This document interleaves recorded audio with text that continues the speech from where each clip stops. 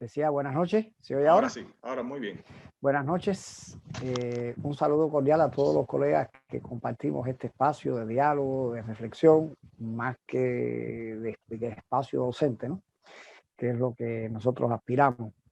Un saludo especial al colega doctor Armando Sánchez Macías, director de posgrado de la Universidad Autónoma de San Luis de Potosí, México. Aprovechando una cosita.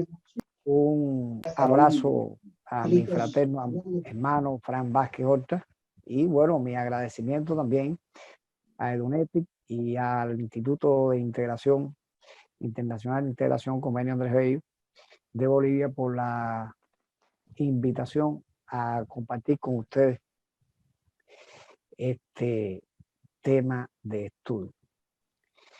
Bueno, yo creo que una de las líneas de investigación más prolija, más rica, más interesante en resultados y novedades que potencialmente resultan prometedoras para la escuela es la neurociencia. Desde inicios del siglo XXI, o sea, un espacio de unos 20 años aproximadamente, sobre todo y muy especialmente en el mundo desarrollado, sobresalen las determinaciones y hallazgos que ponen fin a míticas e infundadas aseveraciones que se relacionan con el funcionamiento, con la capacidad y otras características del cerebro. Estos descubrimientos son significativos en igualdad de condiciones para los educadores, para los directivos y diríamos también que para la familia de forma general. ¿Qué pudiera aportar las neurociencias a la escuela y a la educación? En sentido general, pudiera contribuir a mejorar los procesos de aprendizaje, el crecimiento personal, vamos a decir de otro modo, contribuir también al desarrollo integral de la personalidad, al descubrir con mayor objetividad o fineza el funcionamiento del cerebro bajo determinadas condiciones internas y externas. Eso me parece que es muy interesante. También pudiera contribuir a diversificar el empleo que facilite el proceso educativo, así como la solidez de las adquisiciones, la elección de los métodos que pudieran resultar más eficaces, más oportunos, la forma de trabajo más efectivas para lograr la mejor atención a cada una de las individualidades que tenemos nosotros y que todos los días atendemos en los salones de clase. Podemos ir avanzando en las diapositivas, por favor. Necesitamos enfoques holísticos basados en estrechas y sobre todo muy sólidas en la siguiente diapositiva. Estrechas relaciones de interdependencia entre la mente y el cuerpo, entre lo emocional y lo cognitivo. Entonces, ¿cuáles son los objetivos que nosotros perseguimos con este curso? Lo podemos apreciar ya ahí en la siguiente lámina.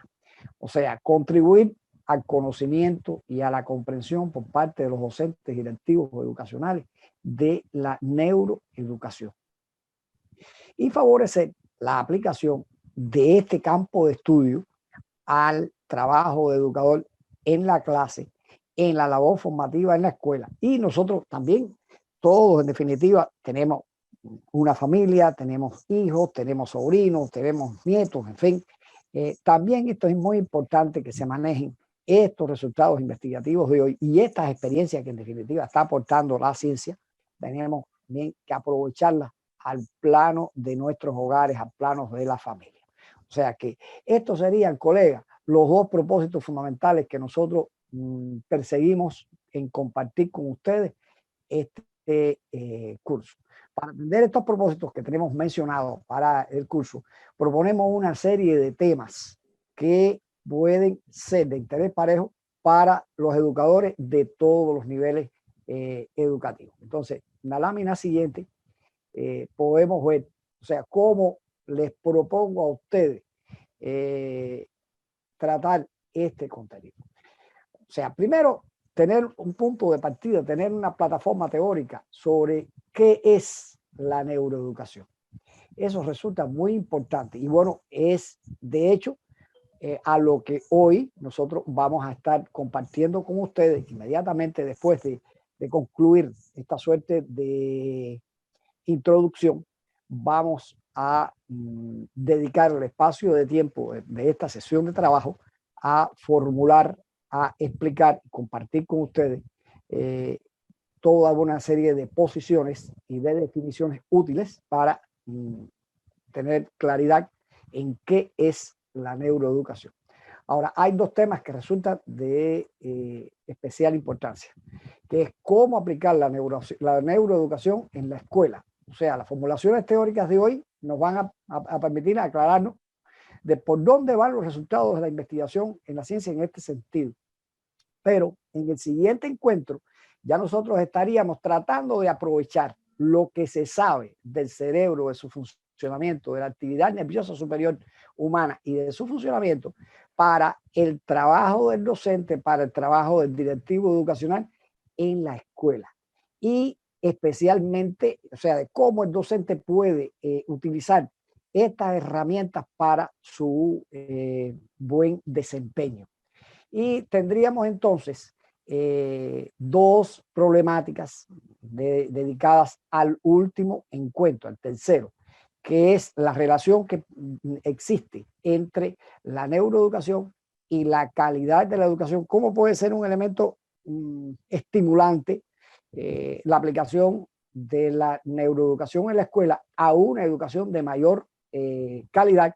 Y cómo podemos aconsejar, cómo podemos dirigir el trabajo o sea, la atención al trabajo de los educadores, también de la familia, con elementos de carácter práctico, reitero, a hacer un mejor trabajo, un trabajo más efectivo, aplicando la neuroeducación. Insisto que este curso puede satisfacer intereses y necesidades, vamos a decir, de ampliación, de superación y crear las bases para la profundización en elementos vitales del desempeño al que los docentes desde el punto de vista profesional pueden, en definitiva, dedicarse o estar acercando el contenido de este curso. También resulta de interés para los directivos educacionales, desde el cuerpo de dirección de una institución educativa hasta los decisores públicos y profesionales que elaboran programas, que elaboran currículum, etcétera, y que, bueno, en la experiencia nos ha demostrado que en muchas ocasiones no se toman en cuenta los resultados que ofrece la ciencia en este sentido. Podemos ir viendo la próxima lámina. Este contenido es también significativo, les decía, para la familia. El aprendizaje bajo las condiciones del mundo moderno, en un mundo globalizado, permeado de una manera creciente, de una manera constante por las tecnologías de la información y las comunicaciones, se torna la posibilidad de aprender, se torna ubicua. El aprendizaje, el desarrollo, dejan de ser un patrimonio exclusivo de la escuela para ocurrir en todos los espacios. ¿Cómo nosotros podemos, en definitiva, aprovechar todas estas facilidades? Entonces, mediante este curso, ¿no? Lo pasamos a la siguiente lámina. Mediante este curso, nosotros podemos responder a una parte de las críticas que se le han realizado a la escuela contemporánea, que se le señala, se le censura por ser aburrida.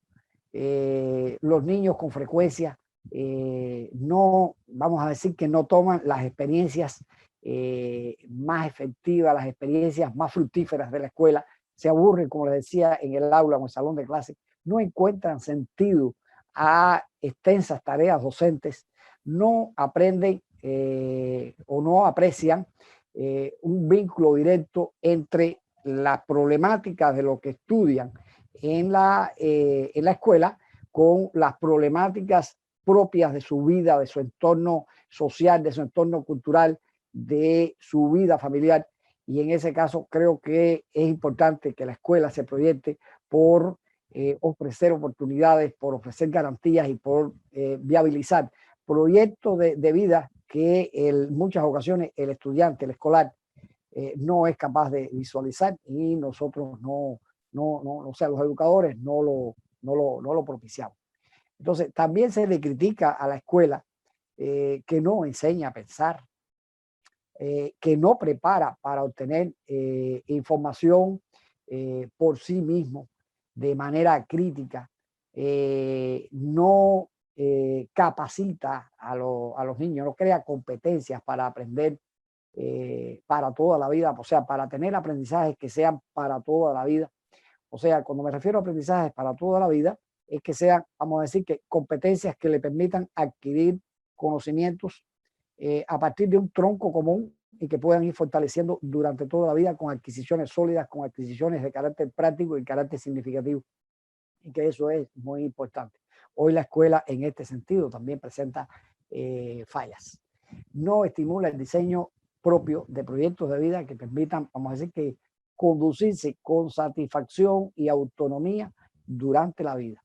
Y no desarrolla la creatividad y la innovación. Yo creo que la vida moderna, la sociedad moderna, la cultura moderna tiene en la creatividad y en la innovación, vamos a decir que dos insumos que son imprescindibles para nuestro desempeño. Y si es necesaria la creatividad para enfrentar la vida, para resolver desde problemas de la ciencia hasta problemas de vida, problemas cotidianos, también es necesaria la capacidad de innovar, la capacidad de cambiar, la capacidad de renovar que tiene el ser humano y que en muchas ocasiones pensamos que eso solamente ocurre o es viable o a los efectos de la tecnología, de los procesos. No, esto es válido para cualquier tipo de proceso de carácter social, de carácter humano. Tenemos que estar constantemente pensando en cómo mejorarlo, en cómo hacerlo más eficiente, en cómo ahorrar tiempo, en cómo ahorrar recursos. Y eso no se logra en una sociedad si la escuela no ha creado un ámbito, no ha creado un ambiente favorable para tener ciudadanos creativos y ciudadanos innovadores. Las sociedades que mejor resultado tienen en todos los órdenes en el mundo es porque han basado, vamos a decir, que sus políticas públicas en la estimulación de la creatividad y de la innovación. Y bueno, se le critica también a la escuela que no da respuesta a las necesidades de formación en una sociedad de la información que ya lo habíamos estado. O sea, está, vamos a decir que conectado con la primera crítica a la que yo hacía referencia, que no enseña a pensar y a obtener información por sí. Un eminente psicólogo español, Ángel Pérez Gómez, ha dicho, y a mí me conforta citarlo, el aprendizaje memorístico de fechas y datos no consigue que los niños aprendan a pensar, a sentir, muy importante esto, a sentir y actuar. Creo que esto es un elemento muy significativo que nos va a servir, vamos a decir, de punto de partida para poder demostrar la importancia o el efecto práctico que puede tener este curso desde nuestras perspectivas.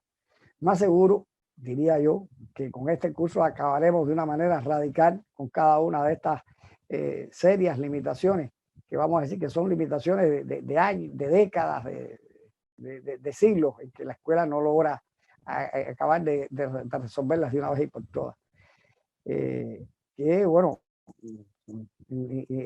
tenemos deudas en ese sentido. Pero la relevancia de los estudios de la neuroeducación, la información que aportan los resultados que sustenta, contribuyen sin ningún lugar a dudas a superar de forma progresiva lo antes señalado. Estamos ofreciendo, o sea, y creo que sería bueno pasar, o sea, ver la lámina siguiente para hacerle un comentario de en lo que tenemos sustentado el curso. O sea, ya el doctor Fran decía al inicio, o sea, ustedes van a tener disponible en la plataforma, va a haber un texto básico que vamos a decir que tienen aproximadamente unas 30 y tantas, 40 cuartillas, tiene una síntesis de todo el contenido que vamos a estar tratando. Ustedes lo van a poder encontrar en ese texto. Vamos a estar recomendando en cada uno de los encuentros, vamos a estar recomendando un conjunto también de textos, de artículos, de libros y videos, materiales en videos que nos parecen muy reveladores, muy interesantes, este tipo de materiales.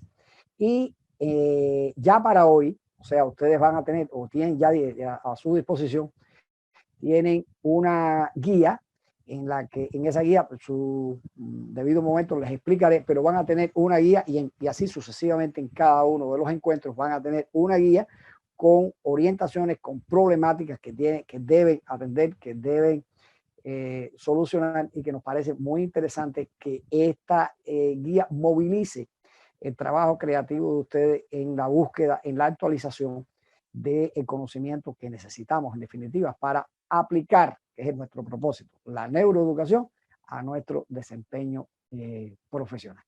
Entonces, este era, colegas, vamos a decir que una especie de presentación que me proponía traer para compartir con ustedes acerca de, vamos a decir que cuál es el contenido, cuál pudiera ser la relevancia, cuál pudiera ser la utilidad y la forma en que vamos a trabajar.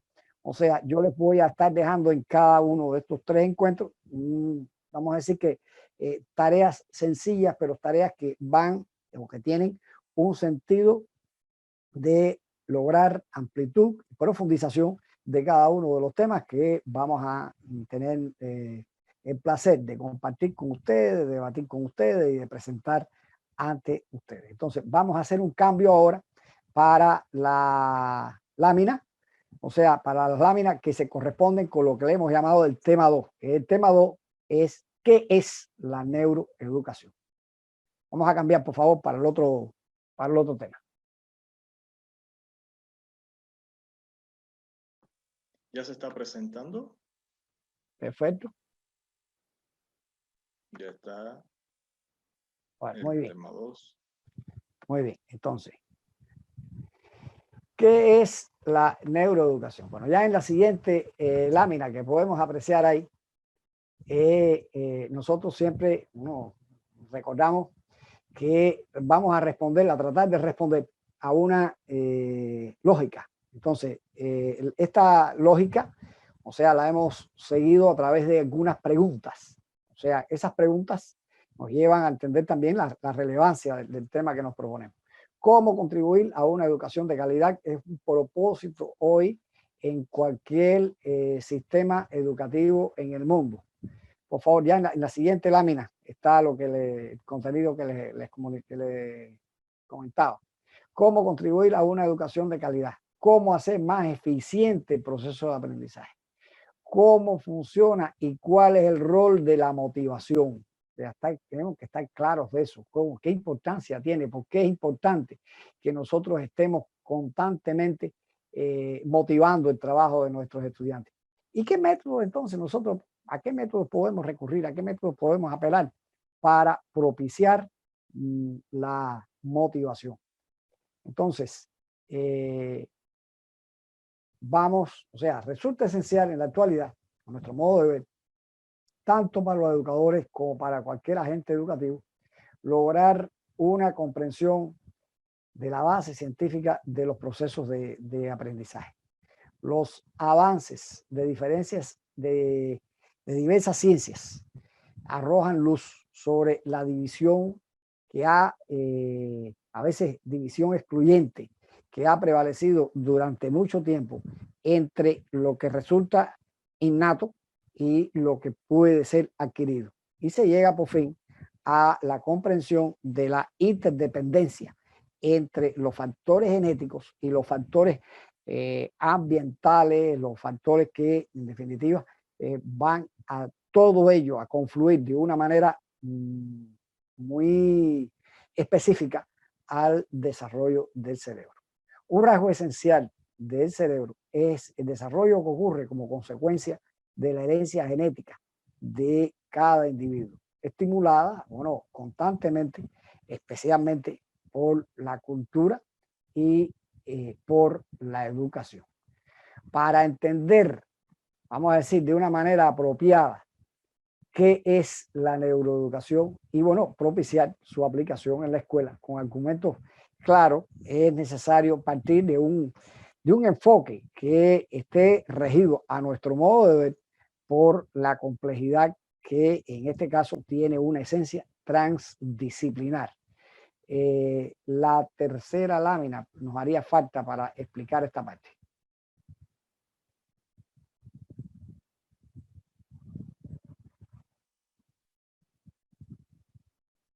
Ya está, ya. ¿Ya está? Sí, sí, sí. Perdón, no se ven no se ve la tercera lámina, estamos solamente con la primera. Yo estoy viendo la primera.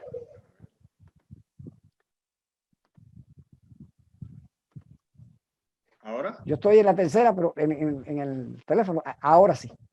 No, Aquí. no, Ahora sí. esa no es. Es la anterior. Es la anterior. Aquí entonces. Esa. Correcto. Esa. Esa. Muy bien, muy bien, muy bien. O sea, quería insistir, o sea, porque es importante que tengamos una comprensión de esto que les estoy intentando aclarar. O sea, tenemos que partir de un enfoque que se rija por la complejidad, que decía que tiene una esencia transdisciplinar. Observen que no hablamos ni de multidisciplinar ni de interdisciplinar. Esto es un contenido nuevo en que confluyen distintos campos de saberes. O sea, y podemos decir que la neuroeducación es ese modelo transdisciplinar que estimula la integración de las denominadas ciencias de la educación con las ciencias que se ocupan del estudio del desarrollo neuroeducativo del hombre. Eso es una primera cuestión que nos resulta de interés. O sea, yo les preparé aquí un esquema que nos permite entender esto de esta manera. O sea, están las neurociencias, o sea, que han estudiado, y dije que esto ha ocurrido básicamente en los últimos 20 años, o sea, comenzando el siglo XXI, hemos tenido un desarrollo notable de las investigaciones alrededor del cerebro, de su funcionamiento, del funcionamiento de la actividad nerviosa superior humana. Pero paralelamente a ello, o sea, están las ciencias, o sea, de la educación y especialmente la psicología, que ha estudiado todos los procesos que tienen que ver con la cognición, con las relaciones interpersonales, con la conducta, con el comportamiento. Y bueno, todo esto se relaciona también con procesos de actividad neuronal, con procesos de actividad que ocurre en la actividad nerviosa superior. Eso tenemos que tenerlo en cuenta. Entonces, en la escuela, en definitiva, tratamos de buscar la explicación de los procesos formativos y buscamos la manera de argumentar y de explicar cómo llevar a cabo procesos de adquisición del conocimiento que sean más sólidos, que sean más duraderos, que se estén apegados más a la vida, a las problemáticas de carácter humano. Y esa explicación nos la da la pedagogía. Pero si nosotros tomamos, vamos a decir que el área común, el área donde se cruzan todos los objetos de interés de estas tres disciplinas, vamos a decir que de aquí, de esa área común, es de donde surge la neuroeducación. Y esa es la neuroeducación. Por eso decimos que es un modelo de carácter transdisciplinar y que estimula la integración en estas ciencias de las que estamos hablando.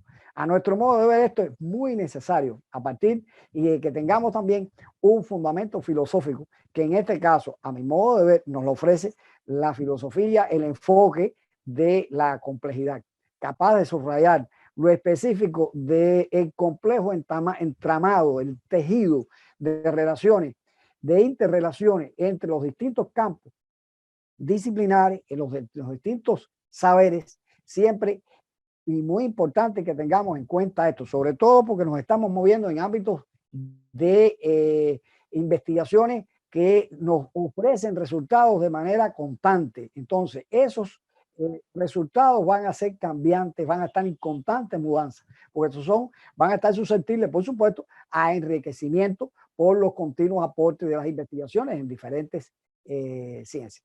Es un campo de estudio, por esencia, también muy complejo, que constituye en sí mismo las neurociencias, que en estas últimas décadas, les decía, con la aplicación constante de la ciencia, la observación, la experimentación, sobre todo en países del primer mundo, ha aportado un conocimiento que resulta decisivo sobre el cerebro. Y este elemento que les voy a subrayar, y es muy importante que lo tengamos muy preciso y lo tengamos, porque vamos a estar constantemente haciendo alusión a él. Vamos a sustentar y a sostener durante el curso la integralidad de los procesos y las funciones que ocurren en el cerebro. Y eso es muy importante para tenerlo en cuenta para lo que va a ocurrir en el salón de clase, para el empleo de los métodos, de las formas de trabajo en nuestras aulas. Por otra parte, tenemos también, bueno, las ciencias de la educación que les decía, que aportan cada una un saber específico sobre el hombre, sobre la esencia de ese hombre, inserto en un sistema de relaciones, en un sistema de influencia, en que que es esencial comprender esa dinámica y la lógica del desarrollo que va a sustentar. Entonces, volvamos entonces al lugar de las neurociencias. ¿Qué aportan? Los últimos resultados de las investigaciones realizadas en este campo multidisciplinar describen la organización y el funcionamiento del sistema nervioso central. Aquí lo estamos viendo en la lámina que tenemos en este momento a disposición nuestra. Y bueno, particularmente del cerebro. Si se demuestra, o sea, estas investigaciones, uno de los aspectos que demuestran, además unido al punto que les decía hace un momento, que es la integralidad de su funcionamiento, el otro elemento que es muy importante, que nosotros tenemos que tener muy claro, es que el cerebro, vamos a decir, que se construye durante el desarrollo. Proceso que ocurre durante toda la vida, a través de toda la vida, y no solamente asociado a determinados periodos, vamos a decir, sensitivos o periodos sensibles, que ha sido muy común leer y estudiar en literatura, sobre todo del siglo XX. Entonces, ¿qué es en definitiva el cerebro? Entonces, ¿qué se sabe acerca del cerebro? Podemos ir pasando para la próxima lámina. ¿Qué sabemos acerca del cerebro? O sea, en la actualidad existe mucha información consistente desde el punto de vista científico para responder a esas interrogantes. O sea, ¿qué es el cerebro y qué sabemos acerca de él? Entonces, vamos muy someramente a determinar, a precisar lo que nos interesa saber de esto como insumo esencial para la neuroeducación. O sea, estamos obteniendo un conocimiento que es preciso de las neurociencias para la neuroeducación. O sea, el cerebro está constituido por neuronas y por células gliales, las cuales funcionan como, por supuesto, sus unidades operativas básicas. Un estudio de la OCDE asegura que durante el periodo más rápido del desarrollo del cerebro prenatal, vamos a decir, ¿dónde se ubica? O sea, se ubica entre las primeras 10 y 26 semanas a partir del momento de la concepción. Se estima que el cerebro crece en una tasa de hasta 250.000 neuronas por minuto. O sea, en el nacimiento del ser humano, el cerebro ya tiene la mayoría de las células que habrá de tener entre 15 y 32.000 millones, o sea, una cantidad grande. Pero si ustedes, o sea, si apreciamos esto, dice, bueno, 15 y 32.000 millones, realmente el rango que se está dando ahí es bastante amplio, ¿no? Entonces, ¿por qué esa amplitud de ese rango? Bueno, es muy sencillo, porque resulta verdaderamente complejo tener un conteo que sea fiel, que sea objetivo y que sea preciso de toda la cantidad de neuronas. Y por otra cosa, como no hay dos personas en el mundo que sean iguales, tampoco hay dos cerebros que sean iguales. O sea, la singularidad de ese órgano hace que también varíe de un ser humano a otro la cantidad de neuronas que traemos entonces a la vida. Es importante precisar entonces que vamos a decir que la capacidad de aprendizaje del cerebro no depende solo del número de neuronas, sino, y esto también es muy importante, de la riqueza de la conectividad entre esas dichas neuronas. O sea, aquí nosotros estamos viendo ahí en la lámina ahora que en la estructura del cerebro se identifican dos hemisferios. O sea, el hemisferio de la derecha juega un rol clave en el sentido espacial. Vamos a decir que es especialmente importante y preferentemente funciona para lo artístico, para lo imaginativo. Y sin embargo, en el hemisferio izquierdo, o sea, se activan las redes que son básicas para el aprendizaje de la ciencia, el aprendizaje de las matemáticas, la lógica y pudiéramos decir también que el lenguaje. Ambos hemisferios se dividen y a la vez se conectan por medio de una banda de hasta 250 millones de fibras nerviosas denominada cuerpo calloso, que es una lámina fina que está entre los dos hemisferios. Como se puede apreciar, hay algunas actividades que aparentemente, digo aparentemente, se localizan o son prevalecientes. Se menciona que su localización es prevaleciente en uno u otro hemisferio. Pero es importante que nosotros tengamos claro que el cerebro funciona como un todo, de una manera integral. Y aunque prevalezca un hemisferio u otra parte, como lo vamos a ver a continuación, siempre tenemos que contar, tenemos que partir del presupuesto de su integralidad y de su complejo funcionamiento. Vamos a decir que la cultura occidental escolar ha acumulado y consolidado la experiencia de estimular un tipo de proceso de enseñanza-aprendizaje que solo descansa en el hemisferio izquierdo. Y esta es una de las cosas, colegas, por las que este tipo de curso y este tipo de contenido que traemos con el propósito de compartir con ustedes nos resulta de mayor utilidad. Como decía, este elemento que se asocia a las críticas que se le hace a la escuela cuando comenzábamos el curso, en definitiva, se habla de la escuela que puede ser estar desvinculada de la vida, no presentar proyectos de vida, no vincular al ser humano como un todo, basar el aprendizaje en la memoria, en la lección magistral del docente. Es a eso lo que nosotros estamos diciendo, en que esa cultura ha prevalecido en asociar o apelar al hemisferio izquierdo del cerebro. O sea, que el niño tenga que aprender la matemática y tiene que aprender la matemática y no es capaz de vincular la resolución de un problema de matemática con lo que está ocurriendo puertas afuera de su escuela o en la comunidad donde recibe o en la familia de donde él procede. O sea, hacer el elemento vivencial, o sea, y que la experiencia de aprender sea una aventura satisfactoria, un viaje de descubrimiento, a veces no se experimenta, no se aprecia de esa manera en la escuela. Por eso decía lo de la cultura occidental, de la escuela formalista, de la escuela un tanto divorciada del papel de las emociones, del papel del descubrimiento y del papel de involucrar al ser humano como un todo. Y eso es una de las cosas más interesantes que vamos a estar discutiendo en los que nos revela la neurociencia.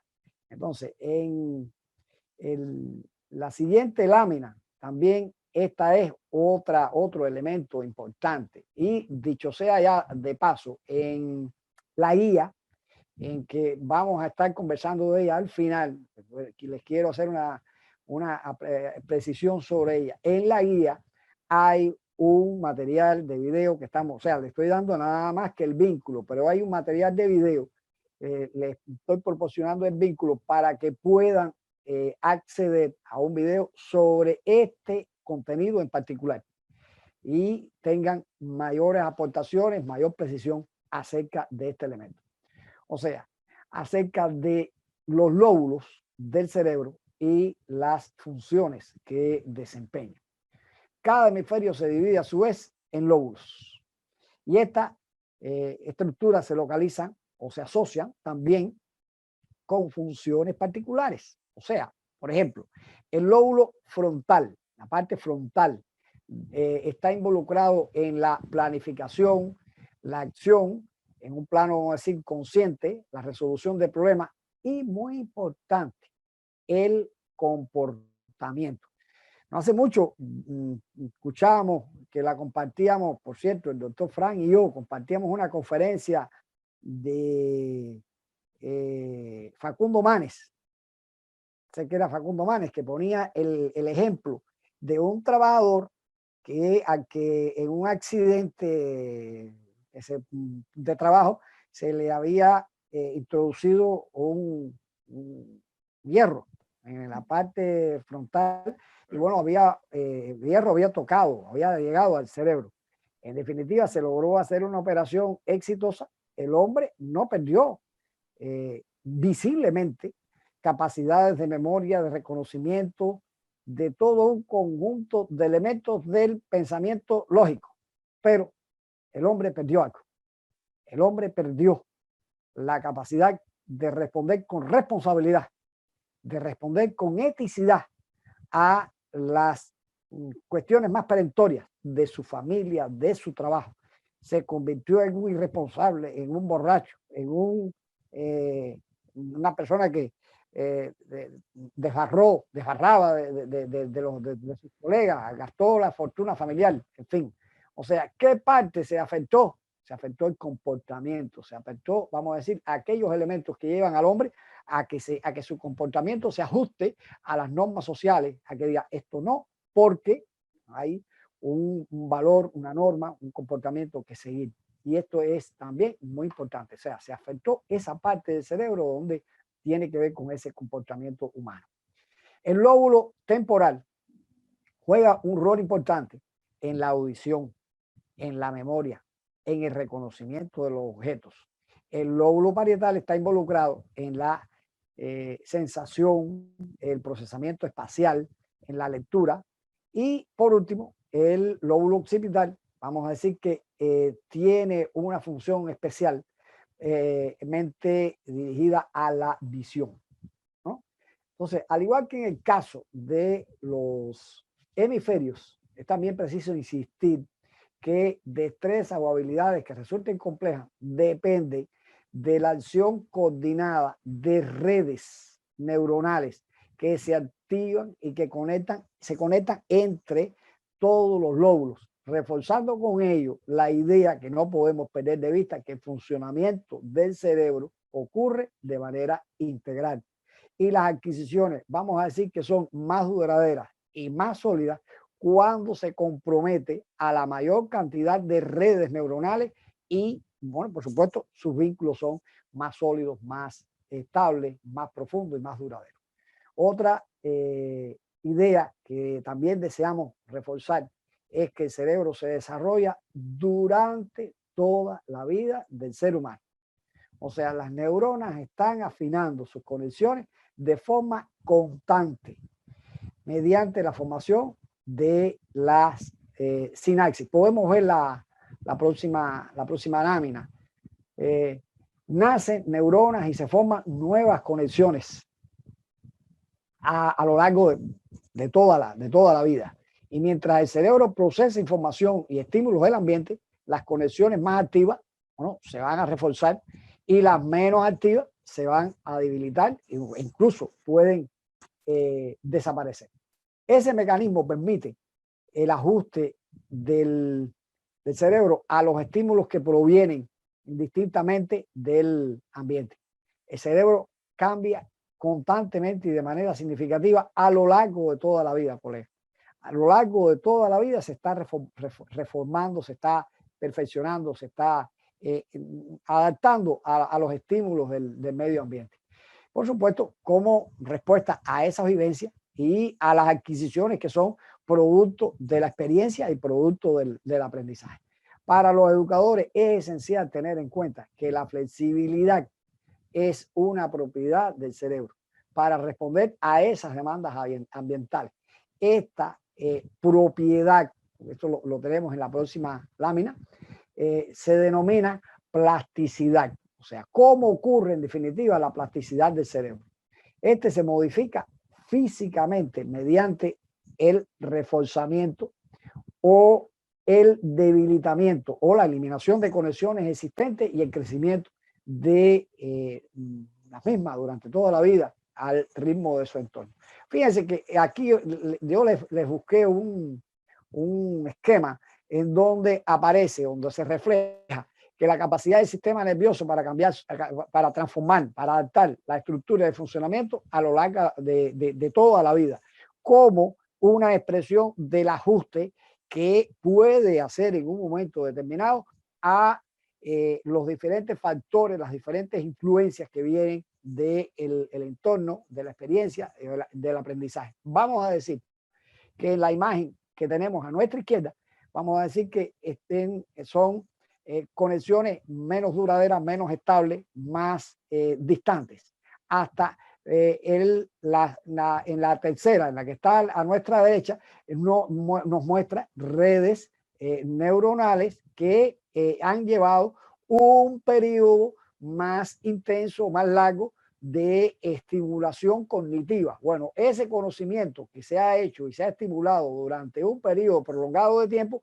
vean ustedes cómo ya el entramado de los vínculos, de las relaciones, suele ser mucho más estrecho y por supuesto esto trae consigo que los aprendizajes sean mucho más duraderos. O sea, este otro de los elementos, colegas, que nosotros podemos apreciar para darnos cuenta, o sea, en cómo nada es fortuito, toda causa tiene un efecto y el efecto de llevar a cabo un proceso de aprendizaje concebido sobre la base de esta experiencia y de este conocimiento, sin ninguna duda va a traer aprendizajes que sean más sólidos, más duraderos y que se puedan sostener durante un periodo más prolongado de tiempo.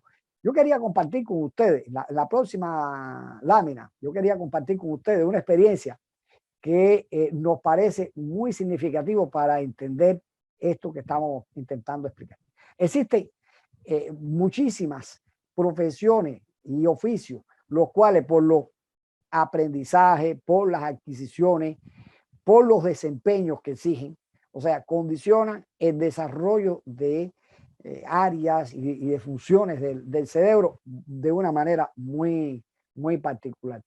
Existe, bueno, aquí ahí les estoy poniendo ejemplos. Aquí hay en la fotografía de arriba, de la derecha, está el maestro Luis Cobo, director de orquesta. O sea, vean cuántas habilidades puede o les requiere un director de orquesta tener en materia de coordinación, de movimiento, o sea, lo que escucha con la atención de cada uno de lo que procede de la ejecución de cada uno de los músicos que está dirigiendo y el ritmo que él en definitiva le está incentivando desde su labor de director de orquesta.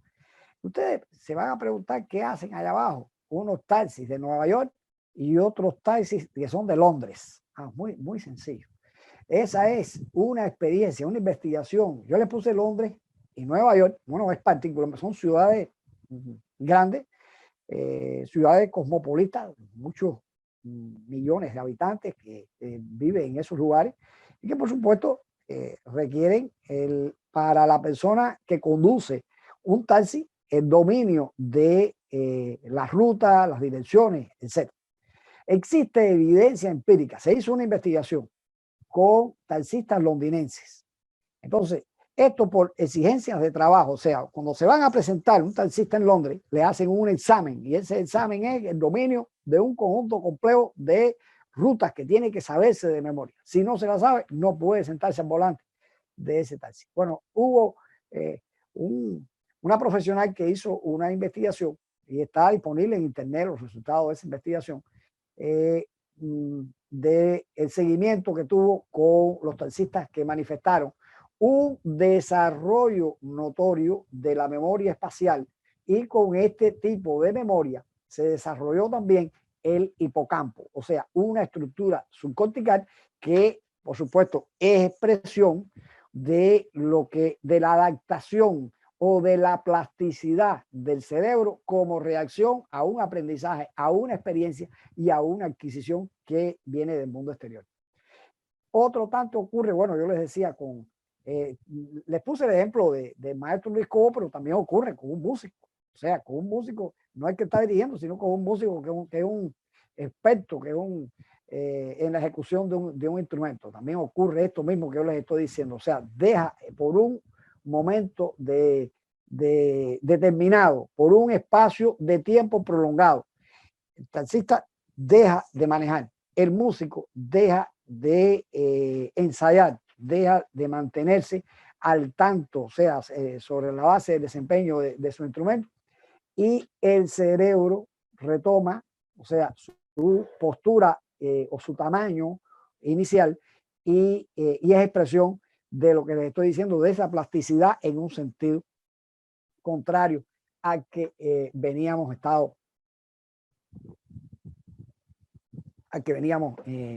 estado hablando.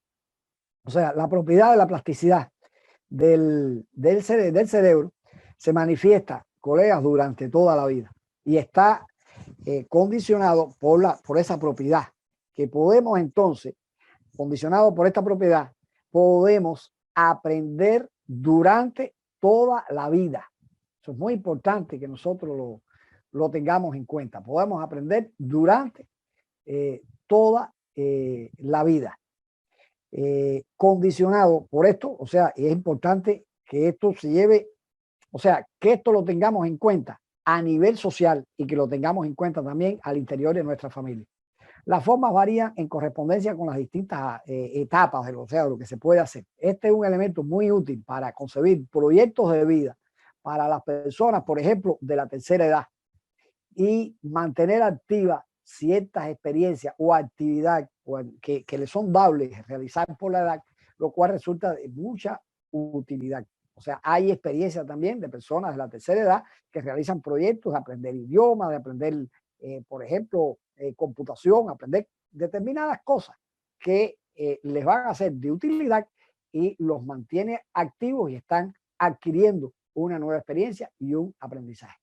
Es un hecho de que muchas de esas funciones cognitivas, por supuesto, y eso nadie lo niega, todos lo reconocen, disminuyen, las funciones cognitivas disminuyen con la edad y que no todas las funciones se mantienen igual, pero tampoco se pierden totalmente con el paso del tiempo. Entonces, es importante que esos adultos mayores continúen aprendiendo, empleen sus conocimientes de forma constante, puesto que estos aprendizajes ejercen un efecto directo, colega, en retardar la aparición de las enfermedades neurodegenerativas. Eso es muy importante. Por eso les decía que desde los conocimientos que está arrojando hoy las investigaciones de las neurociencias, pueden ser aplicables en la neuroeducación y pueden ser útiles incluso al interior de nuestras familias. Podemos ver la próxima lámina. Aunque el cerebro es único, y esto es muy importante, conectar un mayor número de zonas del mismo condiciona aprender más y con mayor solidez durante toda la vida. Esto, colegas, es muy importante. La plasticidad del cerebro también se expresa en los momentos sensibles que han sido identificados para algunos tipos de aprendizajes y adquisiciones. Por ejemplo, tomemos el caso de la adolescencia, muy complejo. Este es un momento de cambios mentales profundos que afectan la constitución emocional, que afectan el comportamiento, la conciencia social, el carácter y otras manifestaciones de los adolescentes. En este periodo del desarrollo, cada individuo, vamos a decir que se encuentra especialmente sensible al aprendizaje y a los desarrollos de carácter social, pero también es el periodo en que se vive un riesgo de manifestación de comportamiento antisocial. O sea, es una etapa crítica porque es una etapa donde se gestan cambios trascendentes en la personalidad del ser humano. Y eso nosotros tenemos que tenerlo los educadores, tenemos que tenerlo los padres, tenemos que tenerlo claro. Si no, se nos convierte en una especie de trinchera, nuestra familia, en nuestra casa, en nuestra aula, en el enfrentamiento a los adolescentes, porque el adolescente se siente incomprendido y el padre o el maestro se siente en la necesidad de exigir al máximo ante el irresponsable y ante el que no escucha y ante el que no se comporta como nosotros queremos.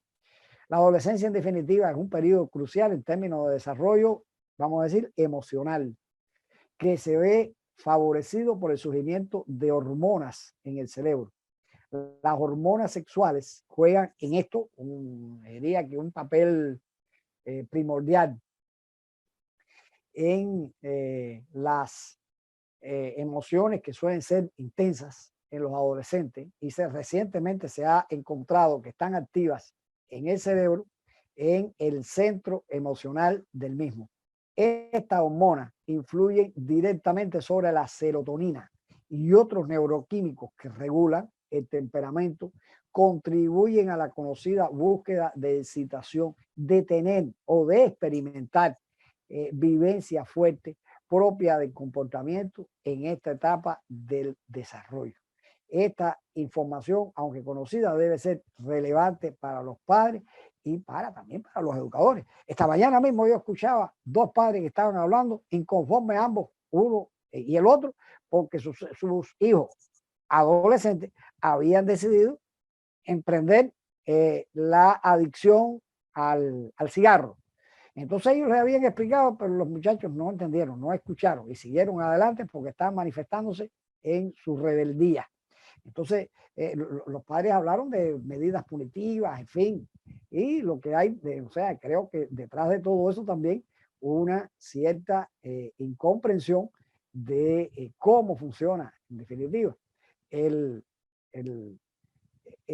adolescente, el cerebro del adolescente, cómo está tamizando lo que viene del medio ambiente y cómo está procesando esto desde su interior, que no lo debemos dejar de perder de vista.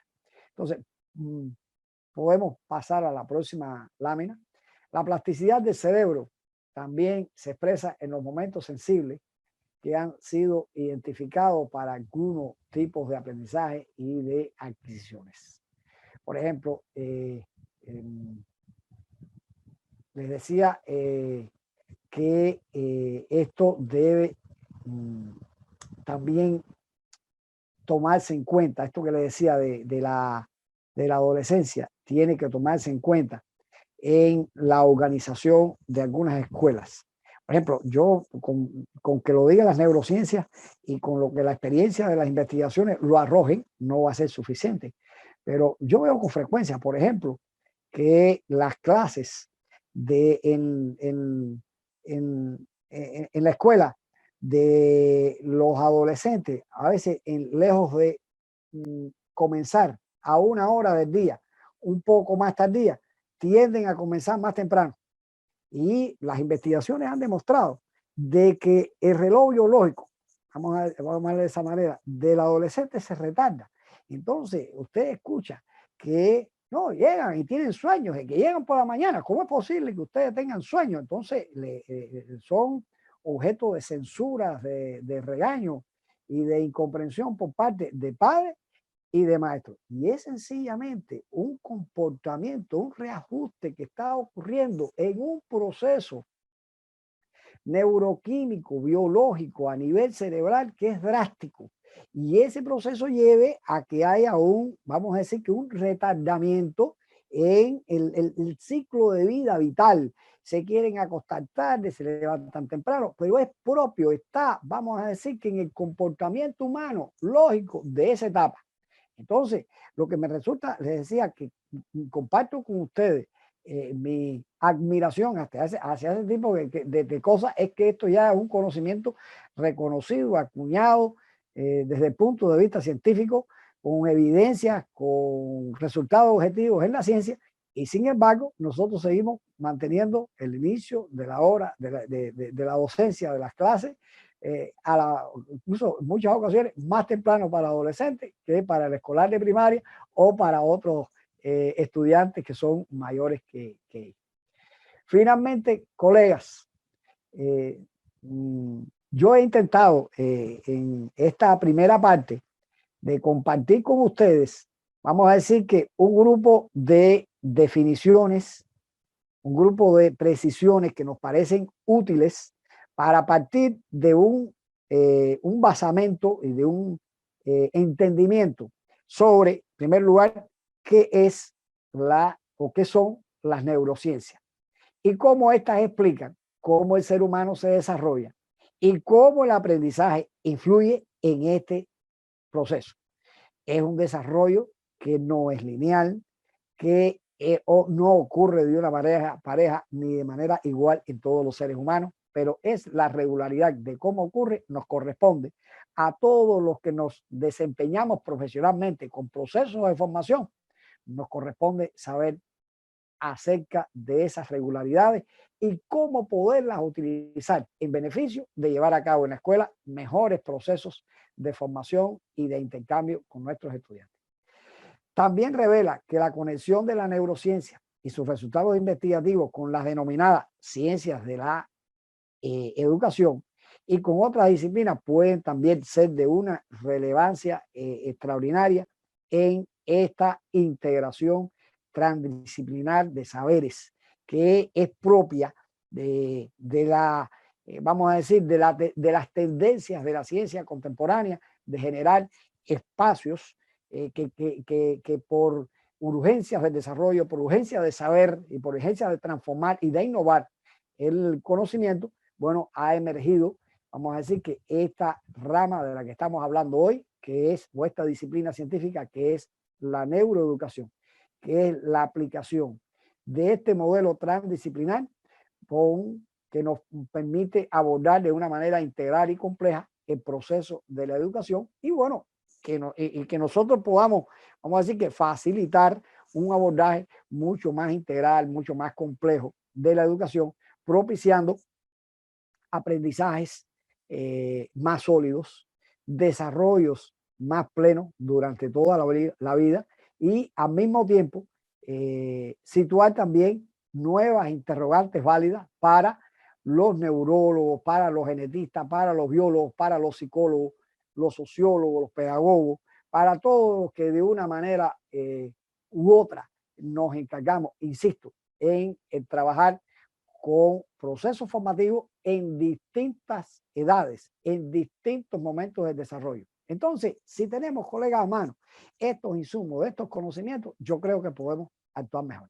Entonces, a sabiendas de esto que hemos, vamos a decir que de una manera muy sintetizada, hemos abordado con ustedes y que quiero, bueno, vamos a la lámina siguiente para comentar breve, de forma breve, la guía.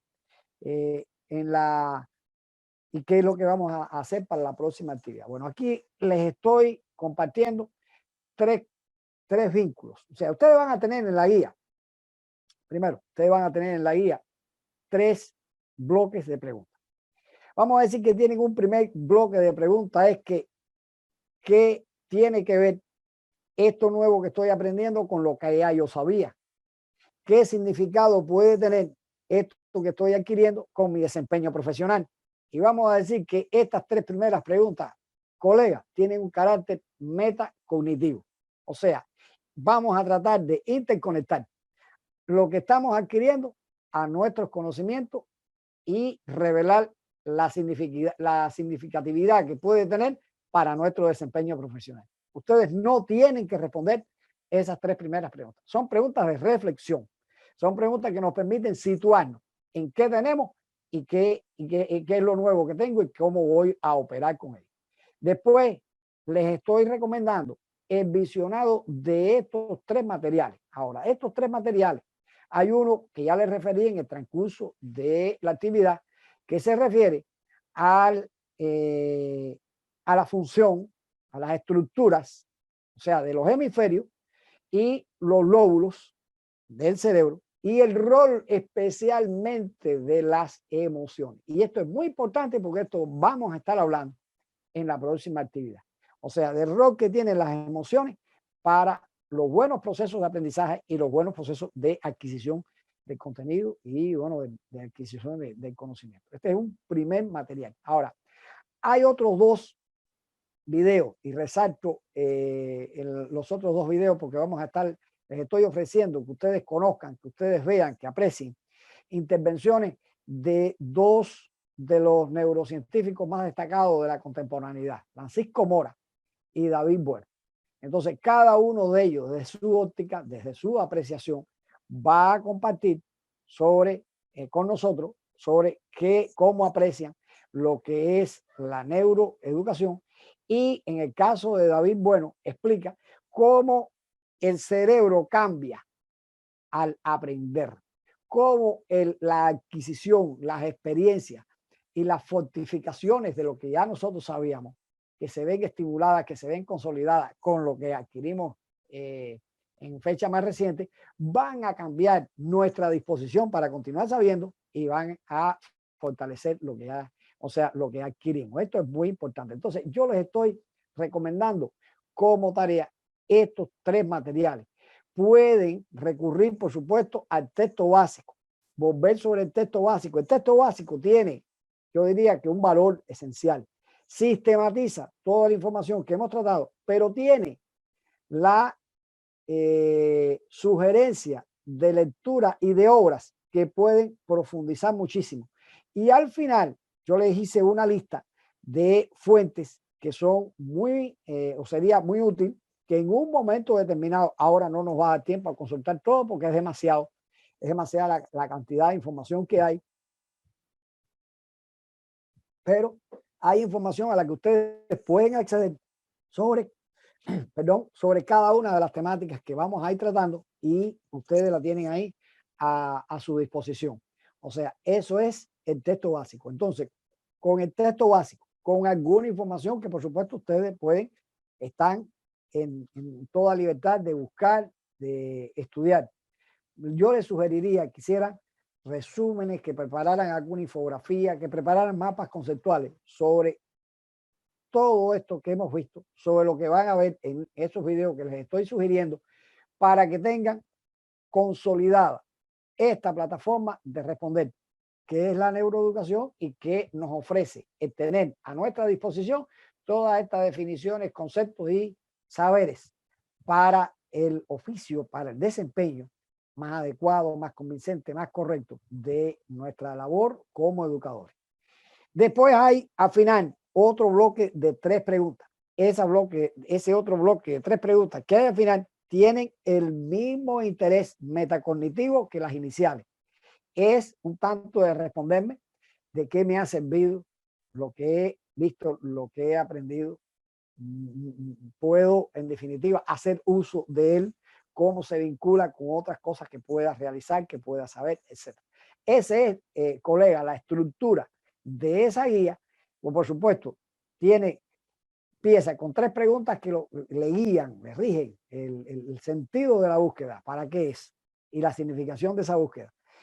3 preguntas, o sea, una sugerencia de cómo estudiar, qué va a hacer, y al final, de nuevo, 3 preguntas acerca del sentido de esa adquisición y de ese contenido que aparece ya al final. Esta es, colega, el contenido que yo había preparado para hoy con la sugerencia de estudio y de preparación. Tengo entendido que la próxima actividad, la próxima sesión del curso es el jueves próximo. ¿No es así? Sí, correcto, jueves. Entonces, por mi parte, ha sido un placer. Bien, profe, no sé si se le puede hacer alguna pregunta. Sí. Sí. Bien, yo quería hacerle una pregunta porque me trae un interés importante, y al finalizar nos vamos a quedar un momento con todos los colegas, por favor, para mostrar la plataforma, para ver si alguien tiene dificultades. Por eso le he pedido al profesor también que podamos concluir un momento antes para nosotros también establecer algo que le llamamos inducción dentro del curso. Usted hacía mención en la presentación algo que es muy importante y usted hablaba de ese reloj biológico, cómo se modifica ese reloj biológico cuando se llega a la adolescencia. Pero hay una cosa, algo muy particular que cuando usted explicaba a mí me vino a la mente. Recuerdo que hace 1 año y medio tuve que trasladar a mi niña, a mi hija de colegio, porque el colegio donde ella estaba cerró. Lo llevo a un colegio, no voy a decir el nombre, por los que son de aquí de la ciudad de La Paz lo conocen, pero es un colegio que entre comillas tiene un gran renombre. Y cuando yo fui a la presentación de el colegio, de todo lo que está diciendo el director dijo algo que desde que yo lo escuché, lógicamente que inconscientemente ya yo me planteé una respuesta. Mi hija se va de este colegio y lógicamente terminando el primer bimestre yo la saqué del colegio. Y yo escuché decir al director algo que ahora usted dice que la escuela muchas veces no genera los procesos en función de verdaderamente cómo se desarrolla o cómo aprende el cerebro.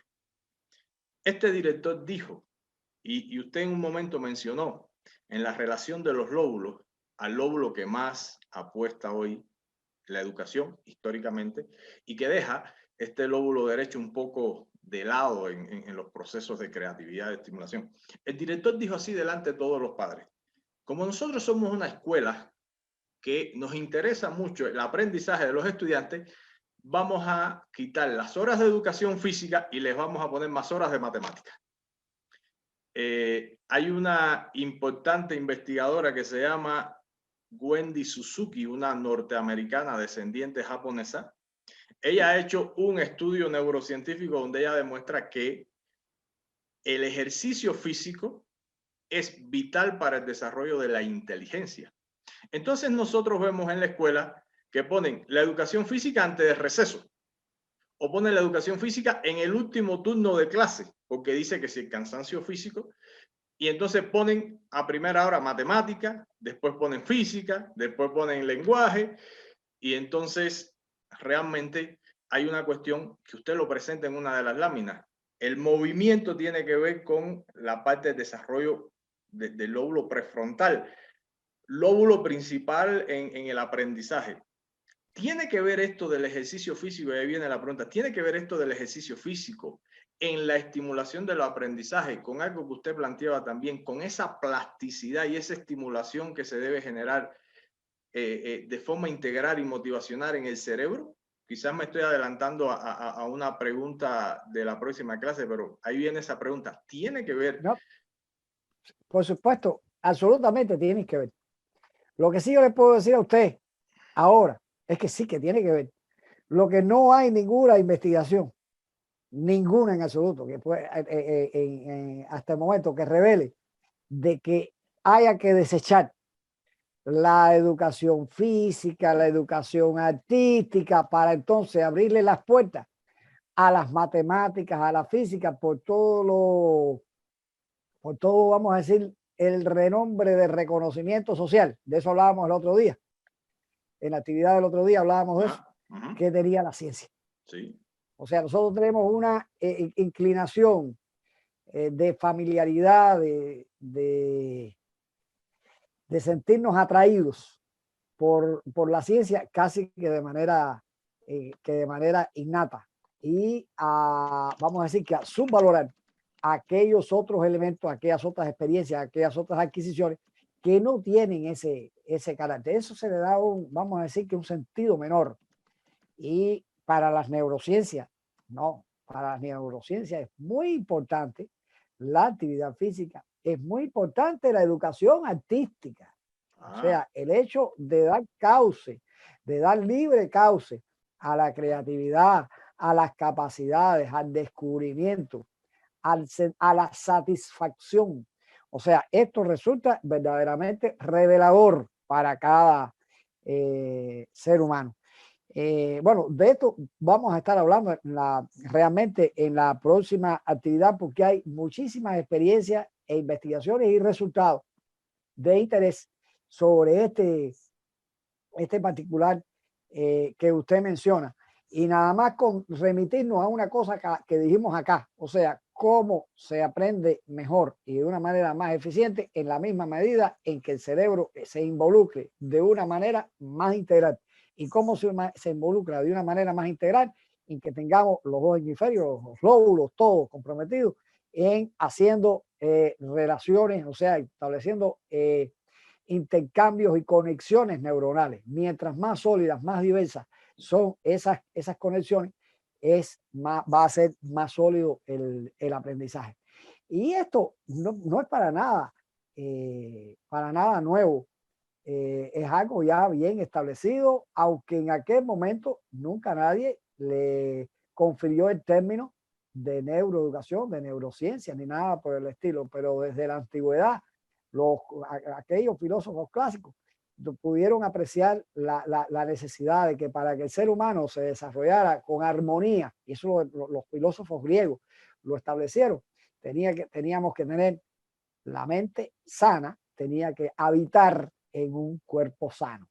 Y usted puede ser un científico notable, un matemático notable, pero usted tiene que hacer actividad física, usted tiene que trasladarse, usted tiene que respirar, usted tiene que tener un sistema circulatorio y eso se oxigena, eso funciona en la misma medida que se vea estimulado por el ejercicio constante, que estimula también el funcionamiento del cerebro.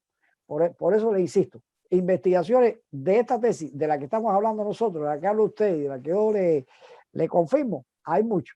Ahora, resultados de lo contrario, no hay ninguno. Hay una especialidad que se llama, o yo la conozco, cuando yo estudié se llamaba así, higiene escolar.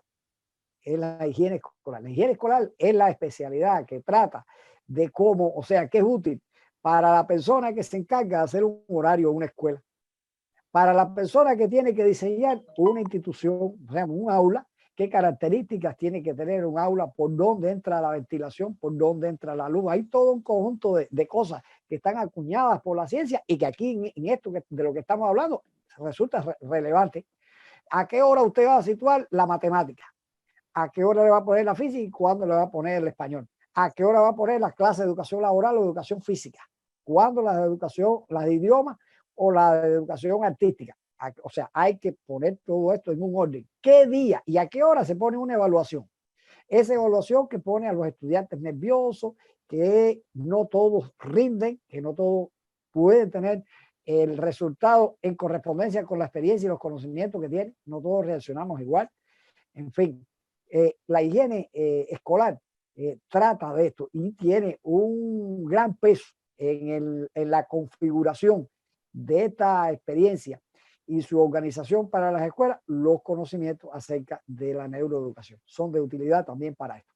Así que le agradezco que haya permitido también hablar de este fragmento. Por eso yo le decía al inicio de que los contenidos de este curso de una manera apretada también le sirven a los directivos educacionales. Claro. Y ojalá que los decisores públicos, los decisores de políticas públicas y que tienen que ver con horarios y que tienen que ver con perfiles de planes de estudio, de diseños de currículo, también tuvieran en cuenta lo que dicen los resultados de la neuroeducación. No, yo creo que aquí podemos estar debatiendo con todo este grupo y que esa es la idea principal. Ya está una sesión introductoria. Podemos estar debatiendo muchísimos aspectos. Usted ha tocado un tema que no es que yo lo vaya a extender porque tenemos un tiempo planificado, pero usted acaba de decir algo, la evaluación que pone nerviosa al estudiante, que pone nervioso al estudiante. Y realmente hay algo bien importante que yo el otro día leía y escuchaba del doctor Mario Puig, y él decía que uno de los factores más complicados a la hora de aprender es eso que usted acaba de mencionar, una evaluación que pone nervioso al estudiante. Y hay una explicación científica. Cuando tú te pones nervioso y estás en un examen y te pones nervioso, aumenta el ritmo cardíaco, aumenta la respiración, aumenta tu nivel de movimiento intestinal. Todos esos movimientos necesitan robarle sangre a otros órganos. ¿A quién le van a robar sangre? Muchas veces le van a robar sangre al cerebro, a esta parte prefrontal. Por lo tanto, hay un tema que yo me pongo a hablar y me entusiasmo y le voy a preguntar después que usted lo tocó. es la importancia del sueño también. Entonces, ¿qué sucede? El alumno se pone nervioso. Yo lo digo porque veo a mi hija aquí. La profesora le pone 17 preguntas en una evaluación que no están adaptadas a hacer evaluaciones digitales y la niña le dan 5 minutos porque creen que el tiempo es correlativo, con menos tiempo hay mayor ritmo de aprendizaje. Entonces, la niña tiene que responder y yo la veo nerviosa, yo la veo, es decir, transpira y yo digo, bueno, esta niña en su sistema osteomuscular está robándole demasiada sangre a su cerebro entonces no pueden ni razonar.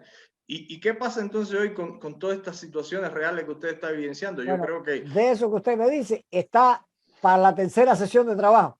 Bueno, vamos a hablar. Vas a disculpar que me adelante, pero me he motivado mucho. No, en la tercera sesión vamos a hablar del sueño, vamos a hablar de los ejercicios físicos, vamos a hablar de alimentación.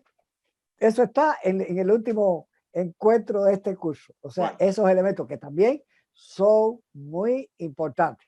Yo le prometo algo, yo voy a ser no solo el coordinador, voy a ser un estudiante muy participativo, voy a ver los videos, voy a leerlo todo, aunque ya lo hemos preparado, porque no puede haber educación pensando que lo que se va a estimular o son los pulmones o el hígado, cuando no se estimula el cerebro. ¿Quién es el órgano que aprende? Es el cerebro, y hay que estimularlo. Y la educación, yo comparto lo que usted dice, ha estado muy alejada. Yo soy, y usted sabe, fue mi profesor, yo me formé como docente y nunca me hablaron de estas cosas.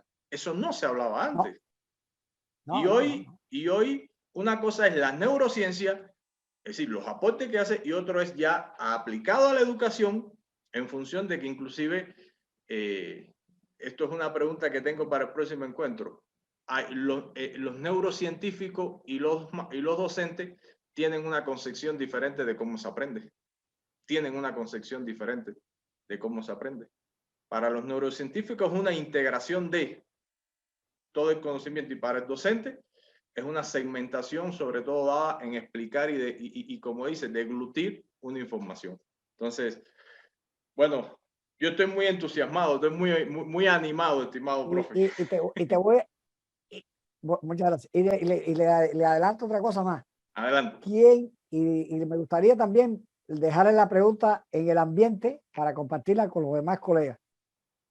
¿A quién le tocaría o a quién le correspondería llevar todas estas cosas a una escuela, a una institución docente, para utilizarla con el mejor sentido de transformar de manera sostenida y de manera fructífera los procesos de formación escolares?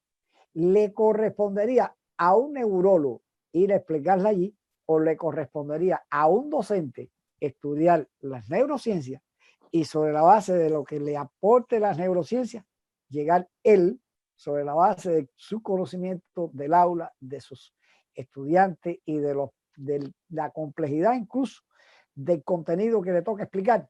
¿Le tocaría al docente entonces hacer esto?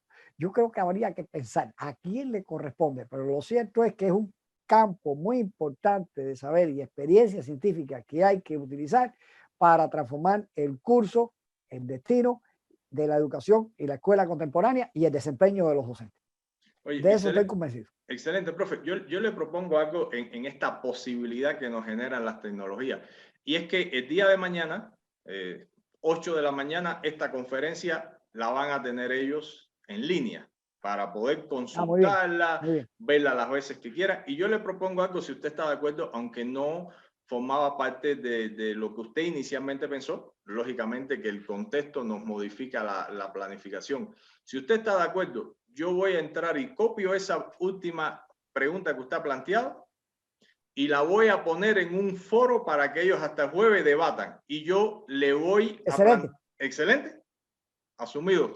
Excelente. Vale. Muy bien. A ver, una última pregunta. ¿El jueves? Sí. Sí. Sí. Sí. Mario Cuellar levantó la mano. Adelante. Disculpa, Moira. Va a disculpar, yo no veo muy bien. Moira.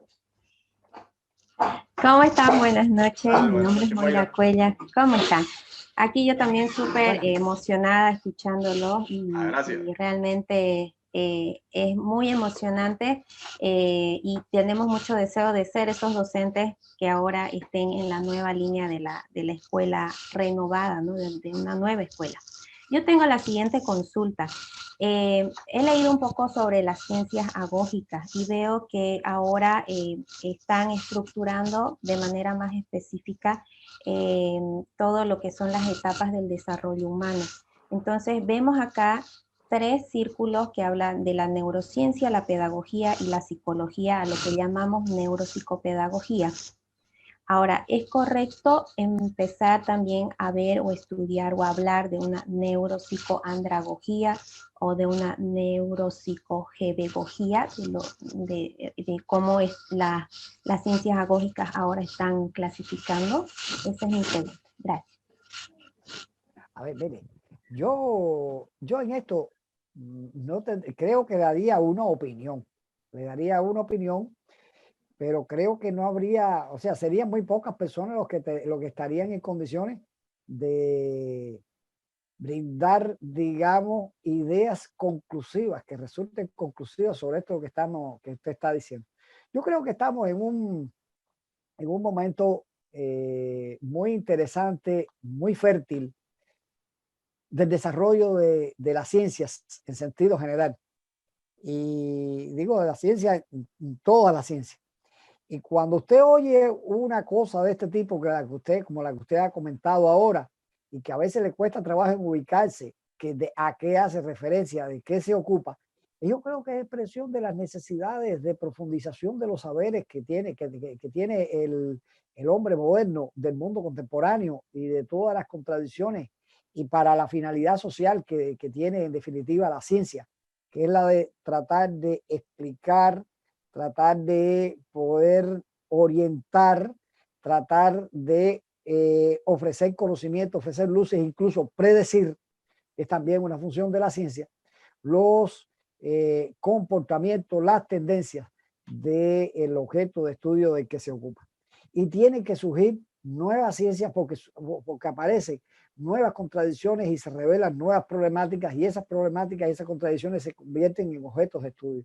O sea, yo creo que el nombre de cómo se llame, a mi modo de ver, es secundario. Yo creo que a la lógica que obedece es a la necesidad de continuar profundizando sobre el conocimiento que requiere el hombre de los distintos procesos, de los distintos fenómenos y de las distintas contradicciones del mundo contemporáneo, sea el mundo físico, el mundo natural o el mundo social humano y de la cultura de los hombres. Creo que por ahí andan las cosas. Para mí son legítimas mientras haya un campo de saber que se ocupe de averiguar algo que no se sabía hasta el momento y hace utilizar ese algo que se descubre, ese nuevo conocimiento en función del mejoramiento social y del mejoramiento humano, es válido. Es válido. Y no nos detengamos en que si se llama de esta manera o se llama de la otra. Es propio del desarrollo científico y del desarrollo moderno y del desarrollo del conocimiento. Muy bien, excelente. Naira está levantando la mano. Naira, le cedo la palabra. Muchas gracias, muy buenas noches, licenciado Frank. Buenas noches. Muy buenas noches, doctor. Bueno, yo en ese momento me siento muy privilegiada por estar en el curso y tocar este nuevo concepto que para mí realmente es algo que tal vez los maestros trabajamos, pero es un nuevo concepto en el que estamos profundizando y conociendo. Yo les digo, me siento privilegiada porque yo soy maestra de educación especial, pero trabajo con maestras o bueno, con personas que están formando para la educación parvularia, para la educación inicial. Entonces, yo pienso que la neurociencia tiene mucha relevancia en la formación inicial, en los niños. Las maestras que tenemos hoy en día aplican, ¿no?, el trabajo que se debe realizar, como usted mencionó, ¿no?, en el trabajo de los dos hemisferios. El niño, cuando está en esta etapa, ¿no?, es más en base al juego, al movimiento, en base a la observación, a la creatividad. Y entonces es lo que más disfruta en los primeros años de su vida, ¿no? Sin embargo, cuando pasa ya a la etapa escolarizada, ya todo eso pierde, ¿no? Entonces yo pienso que en la educación inicial, hoy en día en nuestro contexto, yo tengo niños pequeños y siempre voy observando de cerca todos esos procesos de su desarrollo. Y quiero citar a alguien muy importante, ¿no? Piaget menciona, ¿no? En su teoría cognitivista, el hecho de que el niño, para tener una construcción de su área cognitiva, necesita tener movimiento. Yo a mis estudiantes les digo, ¿no? Cuando ustedes vayan a la práctica con los niños y en las escuelas, van a encontrar un sinnúmero de niños y casos en los que tienen que identificar su forma de aprendizaje. Decirle a un niño, tienes que estar quieto, no te muevas, para mí es como decirle, no respires, deja de respirar, porque el niño aprende en base a eso. Entonces yo me siento muy identificada con este curso. Yo quisiera que se pueda profundizar más y le agradezco mucho a al doctor que hoy día nos está impartiendo, ¿no? Pero sin embargo es algo que en educación inicial se trabaja mucho, ¿no? Y tal vez en nuestro contexto, ¿no? Educativo, hay, se deja muy aislado, ¿no? Las maestras de educación inicial hacen un trabajo muy aparte y después en primaria es otro trabajo. No hay continuidad. Y eso es algo que los papás, ¿no? Yo me siento muy a veces preocupada porque mis niños terminan educación inicial incluso con muchas habilidades, ¿no? Que muchos adolescentes pueden carecer. Tienen mayor autonomía, participación, tienen dominio de palabra. Entonces son niños muy capaces y hoy en día los niños son de esa manera, ¿no? Y tecnológicamente superan incluso a personas adultas, ¿no? Entonces yo en ese sentido, ¿no? Ese es mi aporte que yo quería dar, ¿no? Igual me siento muy satisfecha y encantada, ¿no? De poder profundizar este nuevo concepto que ahora viene a mí, las neurociencias. Muchas gracias. Muchas gracias, Naira. Neira, Neira es como se llama. Sí, Sí, le comento, Naira. doctor, Naira, óigame. Naira estudió en Cuba. Ella es graduada de Cuba, del Pedagógico Mira, de Pedagógico qué de bien. de Pedagógico de Pinar del Río y estudió Así es. allá Bueno, Educación especial. educación especial. bueno, tengo excelentes amigos en el Pedagógico de Pinar del Río, o sea, de la misma especialidad que yo. Excelentes amigos de muchísimos años. Le quería agradecer lo que usted ha apuntado, porque es una contradicción. La actividad fundamental de niños es el juego. O sea, lo que más le atrae es el juego. Sin embargo, los adultos nos arrogamos el derecho de que en un momento determinado se termina el juego. Por un decreto terminamos el juego, les ponemos un uniforme y los sentamos 8 horas. Y la escuela buena es aquella escuela que tiene disciplina. Y la escuela que tiene disciplina es la que tiene a los muchachos quietos, tranquilos y en silencio. Y que están atendiendo a la disertación del maestro. Bueno, a ver, habría que preguntar, habría que cuestionarse si esa en realidad es la escuela buena. ¿Será la escuela buena para aquellos indicadores de esto de lo que estamos hablando, de que está en silencio, de que hay orden, o sea, no vamos a hablar de orden, vamos a hablar de que están por lo menos callados y los tienen domesticados? Ahí los tienen tranquilos, pero realmente están aprendiendo, están adquiriendo experiencias, están sintiendo, o sea, están disfrutando. Lo que si nosotros, eso es una de las cosas que vamos a estar hablando el próximo encuentro. Si lo que está ocurriendo en la escuela, si lo que está ocurriendo dentro de su aula les propicia o les proporciona satisfacción y disfrute, correctamente. Pero yo dudo que estar tantas horas sentados y en silencio para un niño les proporcione disfrute y satisfacción. El niño tiene que jugar, tiene que tener experiencia, tiene que relacionarse con los demás y confirmar su esencia social. Y confirma su esencia social mediante la relación. Incluso el aprendizaje es recomendable que lo haga a través de las relaciones y lo haga en grupo y lo haga en proyecto y lo haga investigando y lo haga buscando y lo haga a través de muchísimas actividades que se pueden organizar en la escuela. Pero pensar que esa escuela, porque tiene estas características que puse de ejemplo ahora de una manera un poco maniquea, esa es la buena escuela. Yo creo que es cuestionable. cuestionable esto, como lo señala nuestra colega, y le agradezco esto. O sea, fíjense que en la educación inicial, los términos que utilizan los educadores iniciales, como la colega que habló, es de niveles de desarrollo. O sea, ahí se habla de niveles de desarrollo adquirido porque el niño es capaz de, ha logrado esto, ha logrado aquello.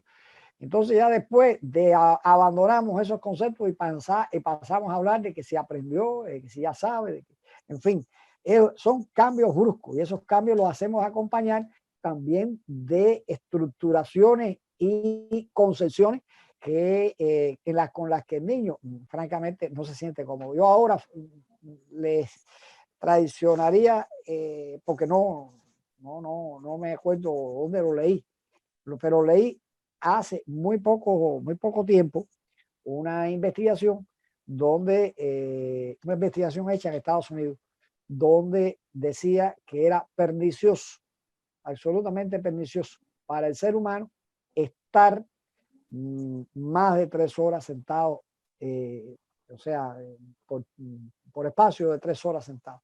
O sea, que ese ser humano tiene que pararse, tiene que hacer actividades, pero no cambiar de actividad por 5 minutos y volver a sentarse para seguir otras 3 horas más. O sea, creo que esa es otra cosa en la que hay que pensar, es en la configuración de los horarios y las formas organizativas con las que se realizan las actividades en la escuela. Esa es otra cosa que también es válido, aprovechar la experiencia y lo que nos revela la neuroeducación y las neurociencias para actuar en función y en consecuencia de eso. Excelente. Bien, aunque hay otra pregunta, yo voy a pedirle al profesor disculpas, no le voy a formular esta última pregunta, la voy a pedir que me la hagan por chat porque son las 10 menos 10 y yo necesitaría 10 minutos para hablar con todos los colegas con el tema del uso y manejo del entorno virtual. Me va a disculpar en este caso Daniel y de hecho ella me hizo la propuesta. Puedo hacer la pregunta para la próxima sesión y vamos a estar estableciendo dentro de la sesión Perfecto. un chat desde mañana que ustedes puedan formular las preguntas y se las vamos a compartir al profesor. Recuerden que nuestro profesor está... Y también, perdón, Frank, me puede también hacer llegar la pregunta por correo. Mi correo está por ahí, me la puede escribir por correo. Está bien, yo le voy a facilitar su correo. Yo me comprometo y yo me comprometo en la próxima sesión a dejar un espacio para socializar la pregunta y bueno, y lo que podemos compartir alrededor de la pregunta. Súper, excelente, excelente, estimado doctor. Sí. Bueno, yo realmente quiero felicitarlo, es el criterio. Pueden escribir también al chat, dice Daniela, magnífico, gracias. Yo realmente, no porque sea el coordinador del curso, no porque sea, como decimos, en esta parte que hemos estado trabajando, quien estructura la lógica de lo que va a pasar, no porque tengamos a un profesor, doctor, escribano, hermano, amigo en el plano personal, voy a decir estas palabras bonitas, pero yo sí tengo que decir que me he emocionado mucho con su curso personalmente, por eso, de hecho, me voy a inscribir en el curso para yo pasarlo también, quiero certificarme, lo voy a hacer, sinceramente lo voy a hacer y después le voy a mostrar el certificado para que usted lo sepa, porque creo que hoy lo necesitamos todos.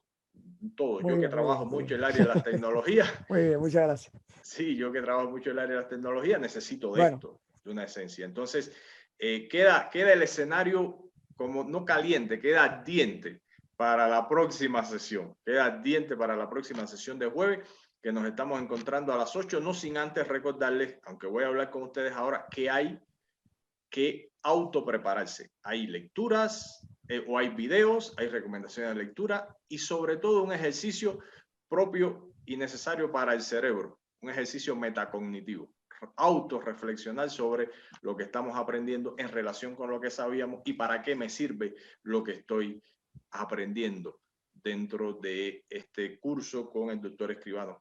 Yo los invito, a partir de todo lo que están viendo, también vengan con muchas preguntas. Al doctor le encanta establecer debates y reflexiones. Es un excelente comunicador, además, como profesional de la educación.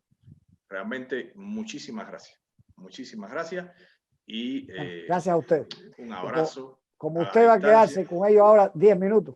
Sí. Como usted se va a quedar 10 minutos con ellos y ya yo me puedo retirar, para mí ha sido un placer y un abrazo para usted, un abrazo para mi amigo Armando y un abrazo para todos los colegas con los que he tenido el placer de compartir esta noche.